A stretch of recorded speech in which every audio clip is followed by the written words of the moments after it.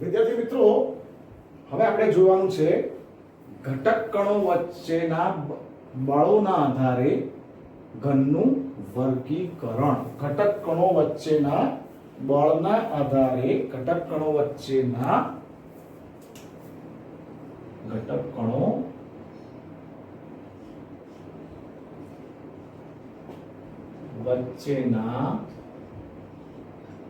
બળના આધારે ઘનનું વર્ગીકરણ. સમજો, ગયા ક્લાસમાં આપણે જોયું હતું કે ઘન પદાર્થોનું વર્ગીકરણ બે ભાગમાં થાય. એક સ્ફટિકમય ઘન, બીજો અસ્ફટિકમય ઘન. હવે સ્ફટિકમય ઘન પદાર્થો પણ અલગ અલગ ભાગમાં વહેંચાઈ શકે.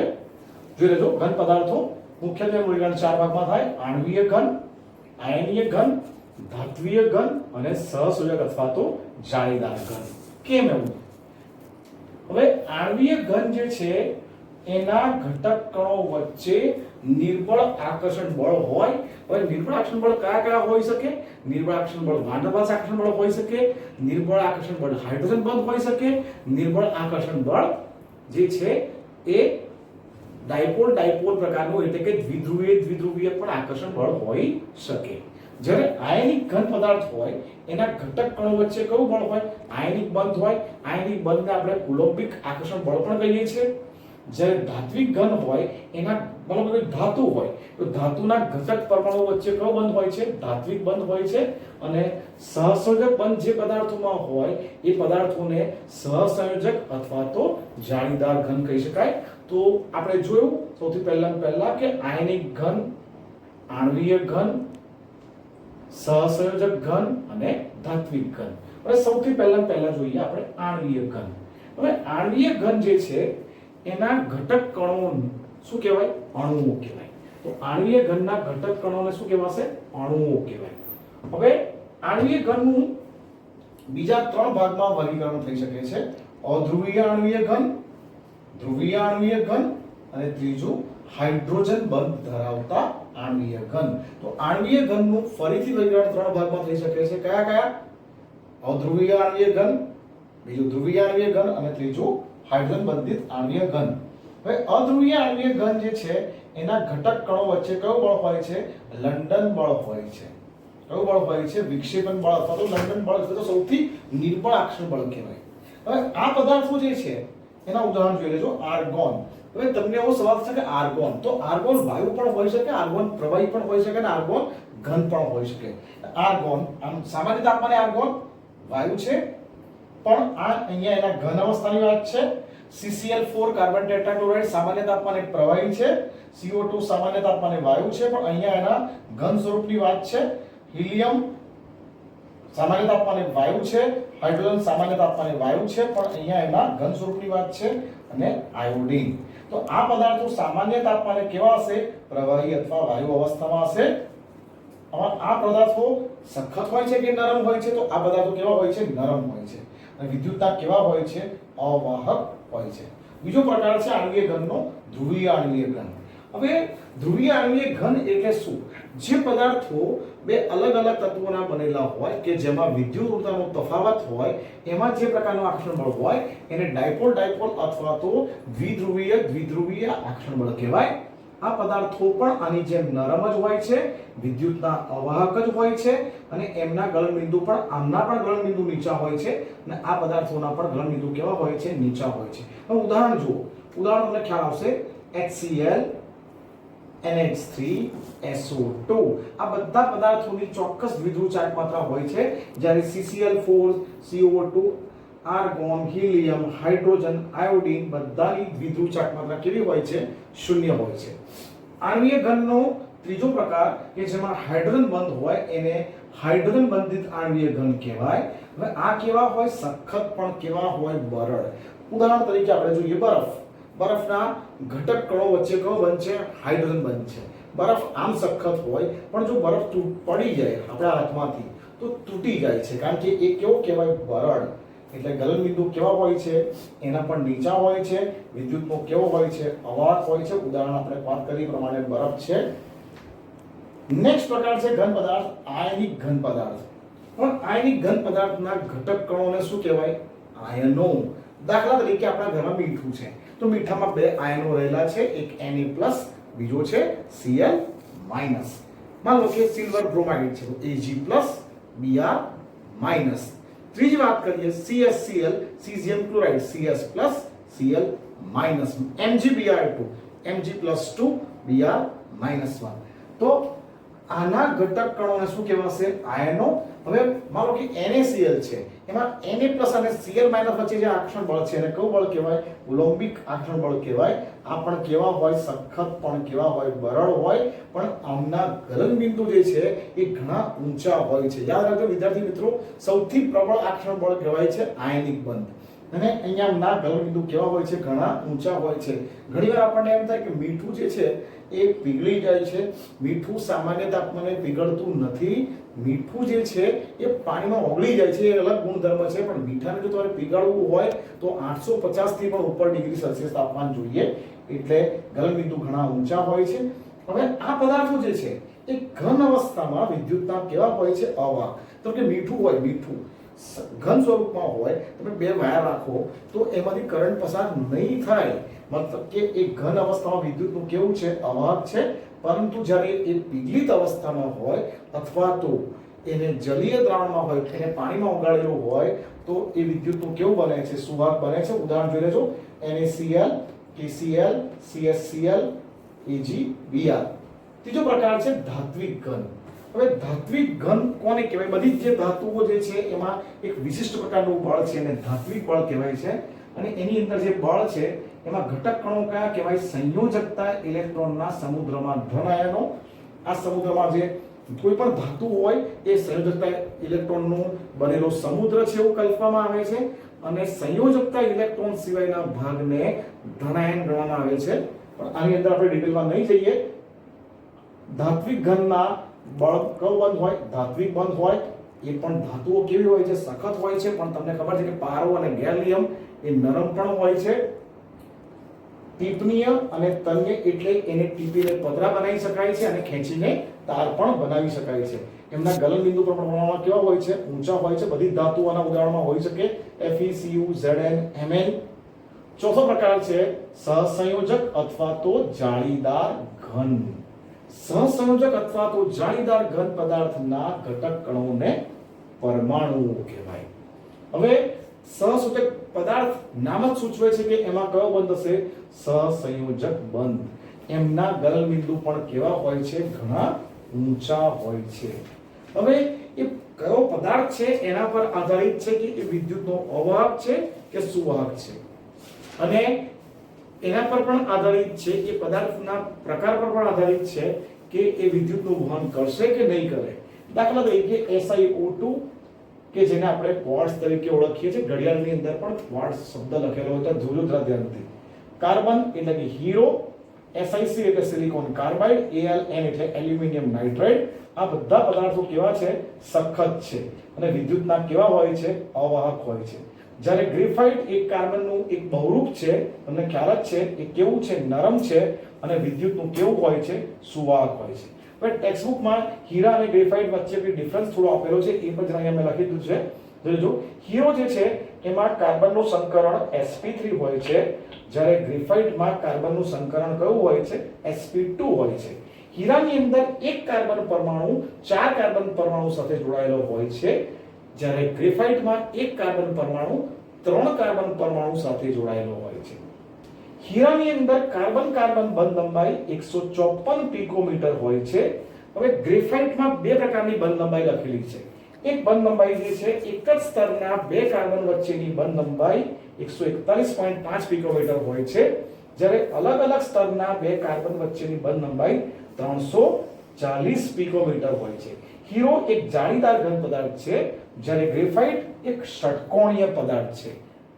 ગ્રેફાઇટ એટલો નરમ હોય છે કે ગ્રેફાઇટને આપણે પેન્સિલ હોય, પેન્સિલની અંદર જે ગ્રેફાઇટનો રોડ હોય, ગ્રેફાઇટનો સળિયો હોય, એને આપણે છોલી શકીએ છીએ. અને ગ્રેફાઇટ એકદમ લીસો હોય એટલે એનો ઉપયોગ ઊંજણ તરીકે પણ થાય છે.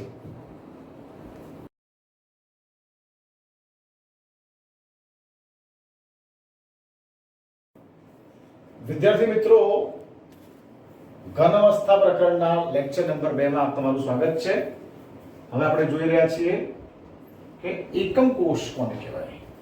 આપણે અત્યાર સુધીમાં એ જોયું કે ઘન પદાર્થોનું વર્ગીકરણ અલગ અલગ ભાગમાં આણ્વીય ઘન, ધાત્વિક ઘન, આયનિક ઘન અને સહજક ઘનમાં થાય છે.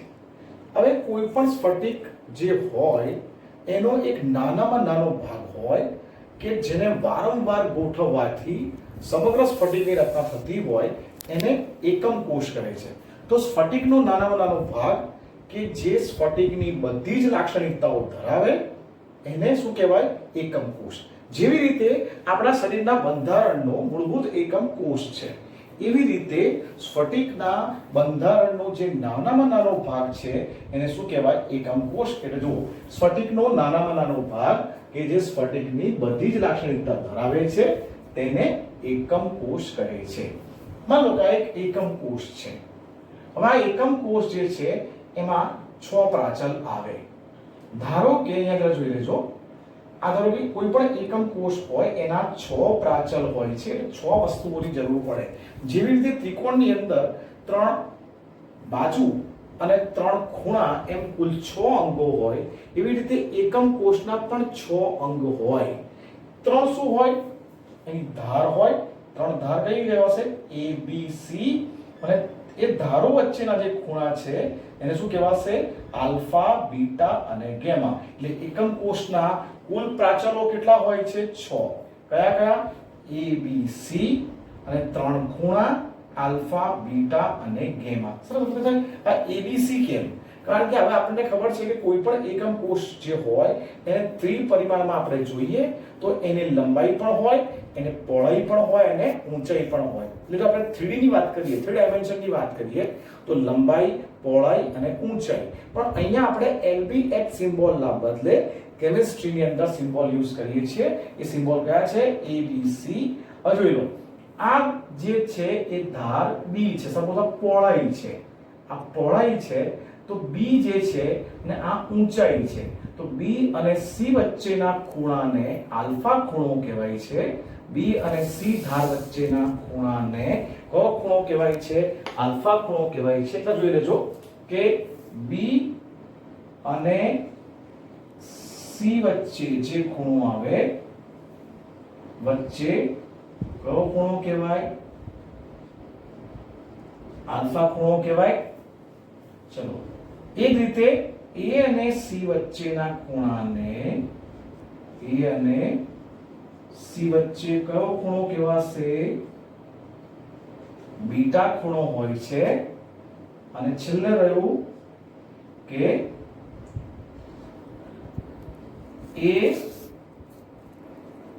અને B વચ્ચેના ખૂણાને કયો ખૂણો કહેવાય? ગેમા ખૂણો કહેવાય. એટલે જો 3 ધાર થઈ, આ A, B અને C. A અને B વચ્ચેના ખૂણાને ગેમા, B અને C વચ્ચેના ખૂણાને આલ્ફા અને A અને C વચ્ચેના ખૂણાને બીટા ખૂણો કહેવાય છે. હવે એકમ કોષ જે છે એ 4 પ્રકારના હોઈ શકે છે. એકમ કોષ કેટલા પ્રકારના હોઈ શકે છે? 4. એક આદિમ એકમ કોષ, બીજો અંત કેન્દ્રિત એકમ કોષ, ત્રીજો અંતઃ કેન્દ્રિત એકમ કોષ, અને અંતઃ કેન્દ્રિતને બોડી સેન્ટર્ડ પણ કહેવાય અને ફલક કેન્દ્રિતને ફેસ સેન્ટર્ડ પણ કહેવાય. જો એક ઘન હોય તો એને BCC લખાય. જો આ રચના ઘન હોય તો એને બોડી સેન્ટર્ડ ક્યુબ કહેવાય, એટલે BCC કહેવાય. અને જો આ એકમ કોષ ઘન પ્રકારનો હોય તો એને ફલક કેન્દ્રિત એટલે FCC કહેવાય. એ સમજજો.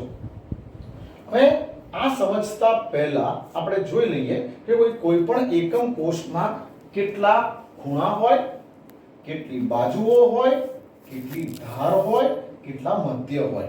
વિદ્યાર્થી મિત્રો જુઓ, આ અમે એક એકમ કોષ તમારી સામે રાખીએ છીએ. હવે આ એકમ કોષ જરા તમે ધ્યાનથી જોજો. આની અંદર 8 ખૂણા છે. જુઓ, આ 1 2 3 4 5 6 7 અને 8. જો 4 નીચે છે અને એ જ પ્રમાણે 4 ઉપર છે. એટલે કોઈ પણ એકમ કોષ જે હોય એના ખૂણા કેટલા હોય 8. હવે કોઈ પણ એકમ કોષની બાજુઓ કેટલી હોય એ જરા જોઈએ. આ 1 એની સામે આ 2 1 2 ઉપર ને 3 છે 3 ને 4 અને આ 5 અને 6. જોઈ લેજો આ 1 2 3 4 5 અને 6. એટલે કોઈ પણ એકમ કોષની બાજુ અથવા તો બાજુને ફલક પણ કહી શકાય, ફેસ કહેવાય અંગ્રેજીમાં. એ કેટલી હોય છે 6. હવે સેન્ટર જે હોય આ વચ્ચે અંદર સેન્ટર જોઈએ તો આ બધા એકમ કોષની અંદરનો જે ભાગ છે સેન્ટર કેટલું કહેવાશે 1. હવે ઘણીવાર એક શબ્દ પણ પૂછાય છે ધાર. હવે એને તમે આ ધાર નહીં ગણતા, કારણ કે ધાર કોને કહેવાય? જ્યાં બે સમતલ ભેગા થતા હોય એને ધાર કહેવાય. એટલે જો ખૂણો હોય એની પર 3 અક્ષો ભેગી થાય. જો આ 1 આ 2 અને આ 3. એટલે કોઈ પણ ખૂણો હોય ત્યાં કેટલી અક્ષો ભેગી થાય? 3. જો આ 1 2 અને 3. હવે ધાર કોને કહેવાય? ઘણીવાર બહારની એક્ઝામમાં પ્રશ્ન પૂછાય છે એટલે જરા કહી દઉં છું કે બે સમતલ જ્યાં ભેગા થતા હોય ત્યાં એક ધાર બને. એટલે જો આ પહેલું સમતલ આ બીજું સમતલ, આ બે વચ્ચે જે બની એને શું કહેવાય? ધાર. હવે એ ધાર અને આ ધાર અલગ છે. આ ધારના માપ છે. એટલે આ જુઓ આ 1 2 3 4 એ રીતે 5 6 7 8 9 10 11 અને 12. એટલે કુલ જે ધાર આવે એક ફલકમાં બે ધાર આવે. જો આ એક ફલક છે એમાં બે ધાર આવે, તો બીજા ફલકમાં બીજી બે ધાર આવે, ત્રીજા ફલકમાં બીજી બે ધાર આવે, એવી રીતે ચોથા ફલકમાં બીજી બે ધાર આવે, પાંચમા ફલકમાં બીજી બે ધાર આવે અને છઠ્ઠા ફલકમાં બીજી બે ધાર આવે. એટલે કોઈ પણ જે દાખલાઓની ગણતરી આવશે ત્યારે તમને આ પણ ખબર હોવી જોઈશે કે ધાર કેટલી હોય? ધાર કેટલી હોય છે? 12. કારણ કે 2 ગુણ્યા 6 6 ફલક 6 ગુણ્યા 2, દરેક ફલકમાં બે બે ધાર હોય એટલે ધાર કેટલી કહેવાશે? 12. હવે જે એકમ કોષના માત્ર ખૂણાઓ ઉપર પરમાણુઓ હોય આ પ્રકારના એકમ કોષને આદિમ એકમ કોષ અથવા તો સાદો એકમ કોષ કહે છે. આદિમ એકમ કોષ કોને કહેવાય? જે એકમ કોષના ફક્ત ખૂણાઓ ઉપર પરમાણુઓ હોય, એટલે 8 પરમાણુ ફક્ત ખૂણાઓ ઉપર હોય એને કયો એકમ કોષ કહેવાશે? આદિમ એકમ કોષ. એટલે આદિમ એટલે પ્રિમિટિવ અથવા તો એને સાદો એકમ કોષ કહે છે. હવે જે એકમ કોષના 8 ખૂણા ઉપરાંત જરા ધ્યાનથી જુઓ, અહીંયા 1 2 3 4 5 6 7 8 8 ખૂણા પર 8 પરમાણુ છે એટલા માટે શું કહેવાશે? એને આદિમ. હવે જે એકમ કોષના 8 ખૂણા ઉપરાંત જો 1 2 3 4 5 6 7 8 ઉપરાંત મધ્યમાં પણ એક પરમાણુ હોય, જો આ કયો પરમાણુ કહેવાશે? મધ્યનો પરમાણુ કહેવાશે. તો મધ્યમાં પણ એક પરમાણુ હોય એને શું કહેવાશે? અંતઃકેન્દ્રિત. અંતઃ એટલે જેના એકમ કોષમાં અંદર પણ એક પરમાણુ છે. એટલે કુલ કેટલા પરમાણુ થયા? 9. 8 પરમાણુ ખૂણાઓ પર છે, એક પરમાણુ મધ્યમાં છે. હવે જો આ ઘન પ્રકારનો એકમ કોષ હોય, જો આ એકમ કોષ ઘન પ્રકારનો હોય તો આને BCC કહેવાય. અને BCC નું જે પૂરું નામ છે એ આવું થાય: બોડી સેન્ટર્ડ ક્યુબ. આપણા કોર્સમાં ફક્ત ઘન પ્રકારનો એકમ કોષ છે એટલે જોઈ લેજો. બીજું જે છે એ છે FCC. એનું આખું નામ છે ફેઝ સેન્ટર્ડ ક્યુબ. જો ક્યુબ એટલે ઘન પ્રકારનો હોય તો જો જે એકમ કોષના ખૂણાઓ ઉપરાંત મધ્યમાં એક પરમાણુ હોય એને અંતઃકેન્દ્રિત એકમ કોષ કહેવાય. જે એકમ કોષના ખૂણાઓ ઉપરાંત જો આ 8 ખૂણા છે, જો 1 2 3 4 5 6 7 8. હવે જો 6 ફલક થયા એટલે આ 1 2 3 4 5 અને 6. ફરી એક વખત આપણે ગણતરી સમજી લઈએ. ધારો કે આ એકમ કોષ છે, એકમ કોષના 8 ખૂણા પર પરમાણુ જોઈ લો. આ 1 2 3 4 જોઈ લેજો ફરી એકવાર. 1 2 3 4 એ રીતે નીચે 5 6 7 8. હવે દરેક ફલકની મધ્યમાં એક પરમાણુ જો હોય. અહીંયા એક પરમાણુ હોય, બીજો પરમાણુ અહીંયા હોય, ત્રીજો પરમાણુ અહીંયા હોય, અને ચોથો પરમાણુ ધારો કે અહીંયા હોય, પાંચમો પરમાણુ અહીંયા હોય, છઠ્ઠો પરમાણુ અહીંયા હોય. એટલે દરેક ફલકની મધ્યમાં પણ એક એક પરમાણુ હોય.